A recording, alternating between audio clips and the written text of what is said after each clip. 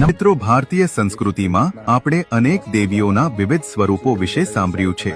કોઈ દેવી બાઘ પર બિરાજમાન છે તો કોઈ દેવી સિંહ પર, કોઈના હાથમાં તલવાર હોય છે તો કોઈના હાથમાં ત્રિશૂળ હોય છે। પરંતુ મિત્રો, આજે આપણે એ દેવી વિશે વાત કરવાના છીએ જે બકરા પર બિરાજમાન છે અને જેમના એક હાથમાં તલવાર કે ત્રિશૂળ હોય છે અને બીજા હાથમાં દારૂની બોટલ હોય છે। અને સૌથી આશ્ચર્યની વાત એ છે કે તેમનું રાજ્ય મહેલોમાં નહીં પરંતુ સીધું સ્મશાનમાં ચાલે છે। હા મિત્રો, આપણે વાત કરી રહ્યા છીએ મસાણી મેલડી માતાજીની। આ દેવી કોઈ સામાન્ય દેવી નથી, જેમના સ્વરૂપને જાણવું સહેલું નથી। તેમનું નામ સાંભળતા જ ભય અને ભક્તિ બંને એક સાથે હૃદયમાં ઉત્પન્ન થાય છે। મસાણી મેલડી માતાજીનું સ્વરૂપ એટલું ઉગ્ર અને રહસ્યમય છે કે કહેવામાં આવે છે કે મસાણી મેલડી માતાનું નામ ઉચ્ચારતા જ પાપીઓના હૈયા કાપી ઉઠે છે, ભૂત પ્રેત અને નકારાત્મક શક્તિઓ ભાગી જાય છે। મસાણી મેલડી માતાજી જેટલી ઉગ્ર છે એટલી જ તેઓ પોતાના સાચા ભક્તો માટે કરુણામય પણ છે। જે ભક્ત સંપૂર્ણ શ્રદ્ધા સાથે માતાજીને યાદ કરે છે તેના જીવનમાં માતાજી અદૃશ્ય ઢાલ બનીને રક્ષણ આપે છે, જેથી દુષ્ટ શક્તિઓ તેનો વાળ પણ વાંકો કરી શકતી નથી। મિત્રો, આપના મનમાં હંમેશા એક સવાલ ઊભો થતો રહે છે કે આ મસાણી મેલડી માતાજી કોણ છે? તેમના નામનો અર્થ શું થાય છે? તેમનું સ્વરૂપ સ્મશાન સાથે કેમ જોડાયેલું છે?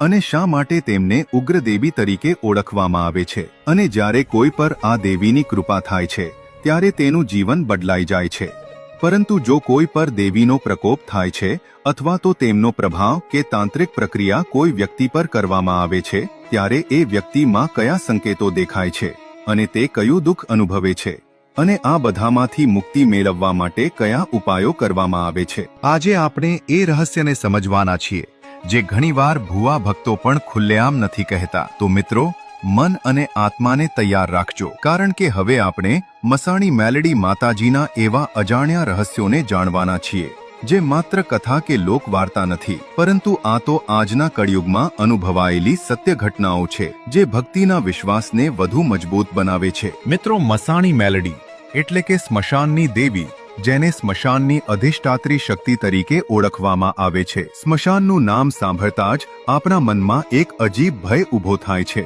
કારણ કે સ્મશાન માત્ર એક જગ્યા નથી, પરંતુ તે એ જગ્યા છે જ્યાં શરીરનો અંત થાય છે અને રહસ્યોની શરૂઆત થાય છે।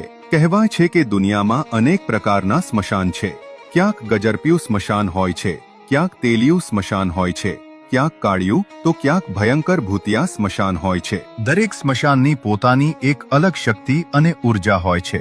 આ બધા સ્મશાનો પર જે દિવ્ય શક્તિનો અધિકાર માનવામાં આવે છે તે છે મસાણી મેલડી માતાજી। મસાણી મેલડી માતાજીનો પ્રભાવ ફક્ત સ્મશાન સુધી સીમિત નથી। કહેવાય છે કે આ દેવી સીધા જ માનવીના મન અને વિચાર શક્તિ સાથે જોડાયેલી છે। જ્યારે કોઈ વ્યક્તિ તેમના ક્રોધ કે કોપમાં આવી જાય છે ત્યારે તેનું મન અશાંત બની જાય છે, તેનામાં બિનજરૂરી ગુસ્સો, નકારાત્મક વિચારો અને અજીબ માનસિક પીડા શરૂ થઈ જાય છે અને ક્યારેક તો મગજ કામ કરવું બંધ કરી દે છે। એવું લાગે છે કે જાણે કોઈ અજાણી શક્તિ અંદરથી આત્માને દબાવી રહી હોય। તંત્રશાસ્ત્રના ગ્રંથોમાં લખ્યું છે કે સ્મશાનમાં માત્ર એક કે બે નહીં પરંતુ કુલ 256 મસાણી શક્તિઓ વસે છે, પરંતુ આ તમામ શક્તિઓમાં સર્વોપરી અને સૌથી પ્રબળ સ્વરૂપ મસાણી મેલડી માતાજીનું માનવામાં આવે છે। કહેવાય છે કે સ્મશાનમાં તેઓ સૌથી આગળ ઊભી હોય છે અને સમગ્ર સ્મશાન તેમની પાછળ ઊભું હોય છે।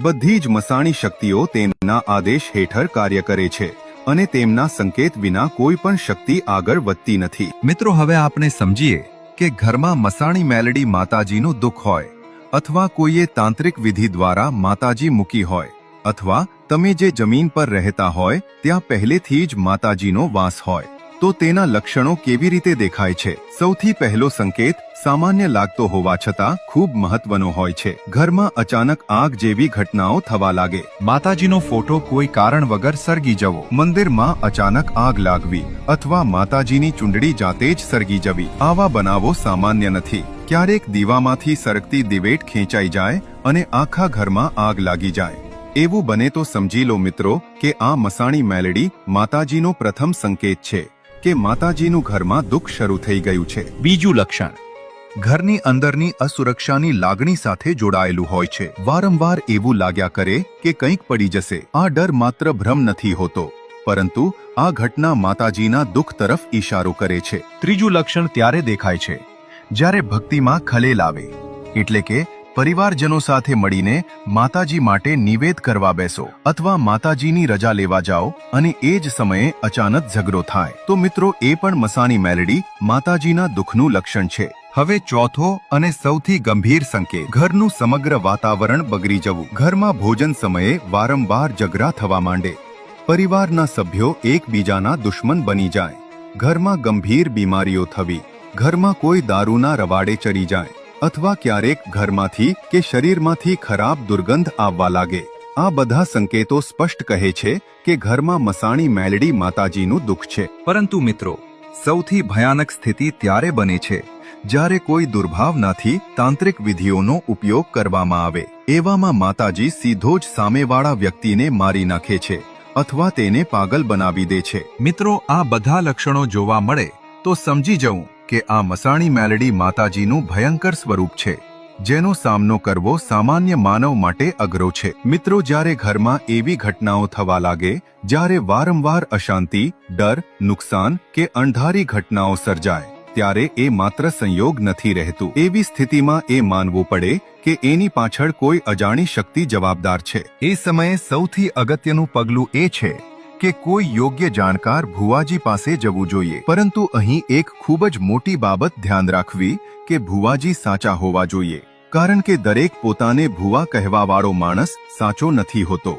તે લાલચ કે ખોટા વચનો બતાવીને લોકોને ભટકાવે છે, કારણ કે સત્ય માત્ર સાચો અનુભવ અને સચ્ચાઈ ધરાવતા જાણકાર ભુવાજી જ બતાવી શકે છે. જ્યારે કોઈ સાચો ભુવો મળે ત્યારે સૌથી પહેલા એ સમજવું જરૂરી છે કે આ દુઃખ શેનું છે. જો આ મસાણી મેલડી માતાજીનું દુઃખ હોય તો એ મસાણી મેલડીનું દુઃખ શા માટે છે? શું આ કુળ પરંપરાથી જોડાયેલી મસાણી મેલડી માતાજીનું દુઃખ છે, અથવા કોઈ તાંત્રિક ક્રિયા દ્વારા મસાણી મેલડી મોકલવામાં આવી છે, અથવા તમે જે ભૂમિ પર રહો છો એ જમીન સાથે જોડાયેલી મસાણી મેલડી છે? મિત્રો, જ્યારે આપણને નક્કી થઈ જાય કે મસાણી મેલડી માતાજીનું દુઃખ કઈ રીતે છે, ત્યારે તેનો ઉપાય કરવામાં આવે છે, અને દરેક દુઃખના ઉપાય અલગ અલગ હોય છે. જો આ આપણા બાપ દાદાઓની મસાણી મેલડી માતાજી હોય તો સૌપ્રથમ કુળદેવીની અનુમતિ લેવી અત્યંત જરૂરી છે. ત્યારબાદ ઘરની બહાર મસાણી મેલડી માતાજીને બેસાડી શ્રદ્ધાપૂર્વક દીવો, 2 અગરબત્તી, 1 ફૂલહાર, 1 શ્રીફળ અને મીઠો પ્રસાદ બનાવીને ધૂપ કરવું જોઈએ. કેટલાક પરિવારો પોતાના રીતિ રિવાજ મુજબ માંસ, મટન, દારૂનું નિવેદ અર્પણ કરે છે. પરંતુ મિત્રો, તમે આ વસ્તુઓ ન વાપરતા હો તો તેની બદલે શુદ્ધ ભાવથી દારૂની જગ્યાએ 1 લોટો પાણી, કંકુ અને ગોળ સાથે માતાજીને અર્પણ કરીને 2 હાથ જોડીને માતાજીને પ્રાર્થના કરો કે હે માતાજી, અજાણતા કે જાણતા અમારા પૂર્વજોથી થયેલી ભૂલો માટે અમે માફી માંગીએ છીએ.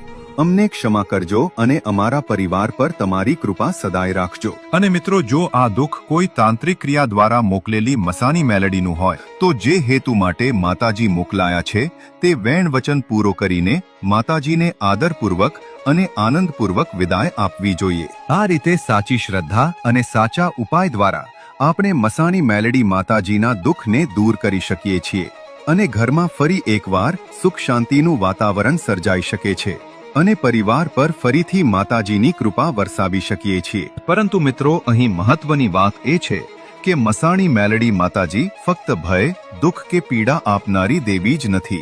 જો માતાજી પ્રસન્ન થાય તો તે ભક્તના જીવનમાંથી દરેક અંધકાર દૂર કરી દે છે, તેના બધા દુઃખ, દર્દ, સંકટ અને વિપત્તિઓ દૂર કરી દે છે અને તેના જીવનમાં ધન, ધાન્ય, સુખ, શાંતિ તથા સમૃદ્ધિ વરસાવી દે છે. માતાજીની આ શક્તિ અને કરુણાનું જીવંત ઉદાહરણ આપણને એક અદ્ભુત અને ચમત્કારિક કથા દ્વારા જાણવા મળે છે. હા મિત્રો, આ કથા છે મહાન રાજા વિક્રમ આદિત્ય અને મસાણી મેલડી માતાજીની. મિત્રો, આ કથા માત્ર સાંભળવા માટે નથી પરંતુ સમજવા માટે છે, કારણ કે આ કથામાં તમે જાણશો કે માતાજીના આશીર્વાદ કઈ રીતે પ્રાપ્ત થાય છે. ઉજ્જૈનના મહાન રાજા વિક્રમાદિત્ય વિદ્વાન અને પ્રજાવત્સલ શાસક હતા. કહેવાય છે કે તેમને 18 ભાષાઓનું જ્ઞાન હતું. તેઓ ખૂબ જ સરળ સ્વભાવના હતા. એક દિવસ રાજાના મનમાં એક વિચાર આવ્યો કે તેમને યોગ સિદ્ધિ મંત્ર શીખવું જોઈએ. જેથી તેનો ઉપયોગ રાજા પ્રજાના કલ્યાણ માટે કરી શકે। તેથી તેઓ એક રાત્રે પોતાનું રાજ્ય છોડીને એકલા જ કામરૂપ દેશની યાત્રા કરવા માટે નીકળ્યા। લાંબી યાત્રા પછી તેઓ એક